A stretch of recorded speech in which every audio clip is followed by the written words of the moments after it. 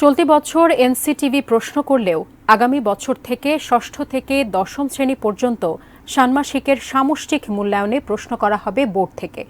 নতুন শিক্ষাক্রমের আলোকে school certificate, SSC ও সমমানের প্রথম পরীক্ষা ২০২৬ সালের জানুয়ারিতে অনুষ্ঠিত হবে।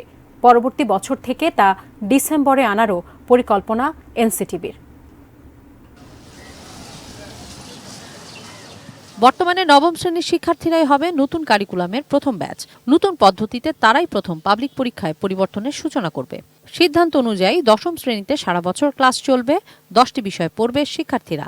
এসএসসির মূল্যায়ন হবে শুধু দশম শ্রেণীর পাঠ্য বইয়ের ওপর। আগের মতো টেস্ট পরীক্ষা থাকবে না। লিখিত মূল্যায়নে 65% এবং কার্যক্রম ভিত্তিক মূল্যায়নে 35% রাখা হবে। বর্তমান সময়ের মতো আলাদা পরীক্ষা কেন্দ্রে মূল্যায়নে বসবে শিক্ষার্থীরা। 70% উপস্থিতি থাকলেই কেবল এসএসসি পরীক্ষায় বসতে পারবে। দুই বিষয়ে মূল্যায়নের শেষের দিকের স্তরে থাকলে শর্ত সাপেক্ষে কলেজে ভর্তি হতে পারবে শিক্ষার্থীরা।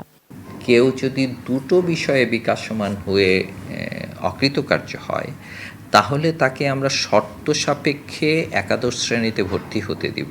যতদিন পর্যন্ত সে ওই দুটো বিষয়ে বিকাশমানের উপরে যেতে না পারবে, ততদিন পর্যন্ত সে দ্বাদশ শ্রেণীর উচ্চ মাধ্যমিক পরীক্ষায় অংশগ্রহণ করতে পারবে না।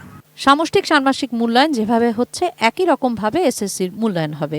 নতুন পদ্ধতির সঙ্গে খাপ খাওয়াতে আগামী 5 বছর বোর্ডকে সহযোগিতা করবে এনসিটিভি। আগামী বছরের থেকে ষান্মাসিক সামষ্টিক মূল্যায়ন এবং বার্ষিক মূল্যায়ন দুটো মূল্যায়নেরই 6, 7, 8, 9-এর মূল্যায়ন পত্রগুলো আসলে স্ব বোর্ড করবে, আমরা তখন আর করব না।